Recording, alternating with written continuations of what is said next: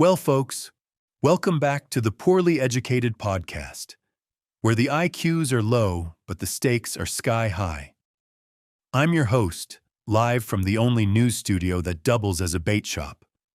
We're breaking down the world's mess so you don't have to read nothing longer than a McDonald's receipt.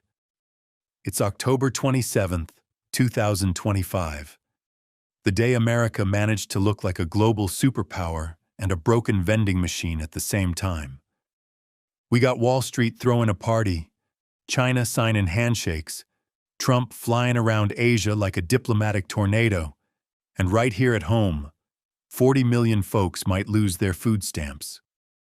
And that, my friends, is the kind of irony you can't even deep fry. Segment 1. Government shutdown. No cash, no cornbread. Now, y'all, this government shutdown's been going on so long, it's starting to feel like a new season of Survivor Washington, D.C. Day 27, and instead of voting folks off the island, Congress just starved everybody. 42 million Americans losing food stamps in November. That's 1 in 8 people. That's like if everyone at a NASCAR race suddenly had to hunt squirrels for dinner. They say it's all over healthcare subsidies. Democrats want to keep that Affordable Care Act alive. Republicans say it's socialism with a copay. And meanwhile, the USDA said the well has run dry. Well, that's funny, 'cause I just saw the Pentagon get a donation from a billionaire to pay soldiers. That's right, folks. The government's on GoFundMe now. Hi, my name's Uncle Sam, and I'm raising money to keep the lights on. Trump's folks even told federal agencies to plan permanent layoffs, not just furloughs. They're using this shutdown like it's a yard sale. Everything must go, including democracy.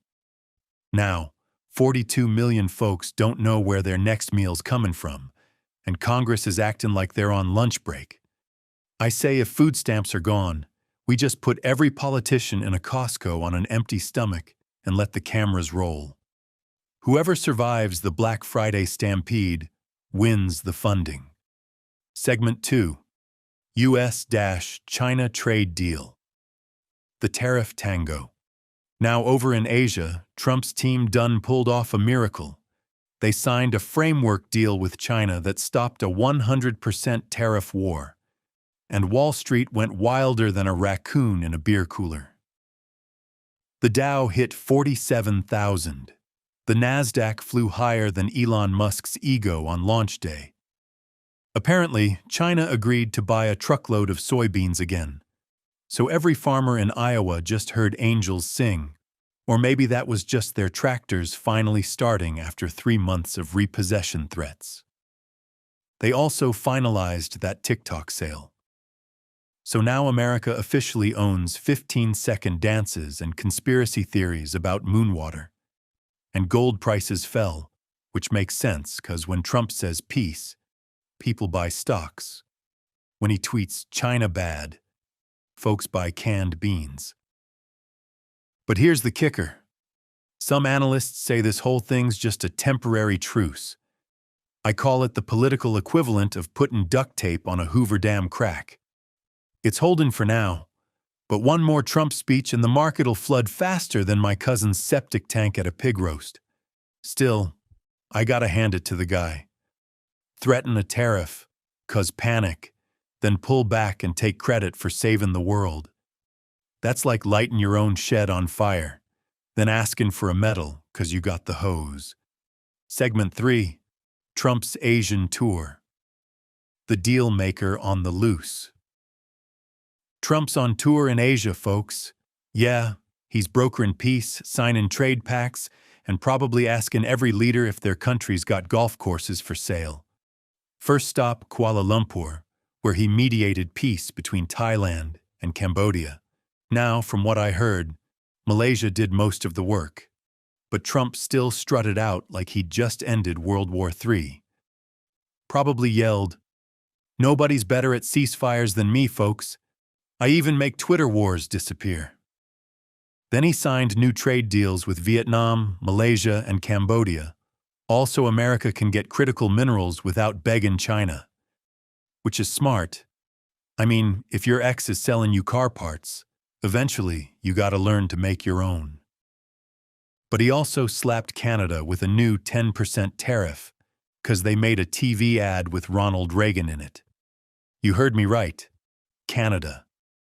We went from "Oh Canada" to "Oh hell no." Imagine starting a trade war over a commercial. That's like getting mad at your neighbor for using your lawnmower in a TikTok. Look, Trump's foreign policy ain't diplomacy. It's a yard sale. You get peace, you get tariffs, and you get insulted on Truth Social.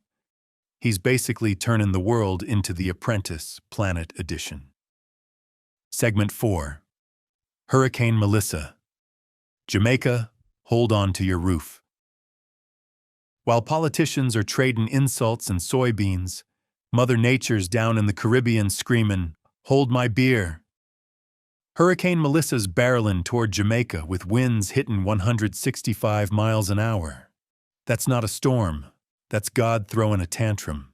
They're saying it might be the strongest hurricane in Jamaica's history, worse than Gilbert back in '88. Forecasts call for up to 40 inches of rain. 40. That's not rainfall, that's ocean relocation. And the storm surges so high you could surf it straight to Cuba. Jamaica shut down airports, evacuated the coast, and even the hotels are turning into storm shelters. Tourists are posting TikToks like, "Vacation goals, not dying." Meanwhile, Project Hope and Care are getting ready to send aid, which is great. But every time a Category 5 hits, I can't help thinking, maybe climate change ain't a hoax, unless hoaxes now come with 160-mile-per-hour winds and your roof in another time zone. Here's my advice to Jamaica. Batten down the hatches, grab the rum, and pray Melissa decides to take a right turn into open water. Because hurricanes don't care about politics, and they sure don't take campaign donations. Segment 5. National Roundup. Chaos coast to coast. All right, time for the rapid-fire round. First up, tragedy hit Lincoln University in Pennsylvania. A homecoming event turned violent with 1 dead and 6 wounded. A reminder that America's got more shooters than hunters these days. The FBI's on it, but maybe it's time we start treating mass shootings like potholes. Fix them before the next rainstorm instead of just putting up candles afterward. Next, the Federal Reserve's about to cut interest rates again, even though inflation's still high. They say it's to support jobs. Translation: Wall Street cried, and Daddy Powell's handing out another bottle. When even the Fed's acting like a babysitter for bad markets, you know the economy's held together with chewing gum and prayer chains. And the U.S. military, well, they've had a week. Jets crashing in the South China Sea, warships circling Venezuela, and drones flying over Gaza to monitor peace. Nothing says peace like robots with missiles. But hey, that's modern America. We can't feed 42 million people, but we can deploy an aircraft carrier to anywhere with Wi-Fi. We can't agree on healthcare, but we can live stream a tariff signing in 4K. So to wrap this up, folks, October 27th was one of them days that perfectly sums up this country. We got billionaires fixing government paychecks, Wall Street celebrating fake peace, and a hurricane reminding us who's really in charge. America can move global markets with a tweet, but can't move peanut butter off a food bank shelf. We can project strength across oceans while our own people are wondering how to stretch a can of beans into dinner. But don't lose hope. This is still the land where chaos is just another Tuesday. So keep your head high, your pantry stocked, and your generator fueled.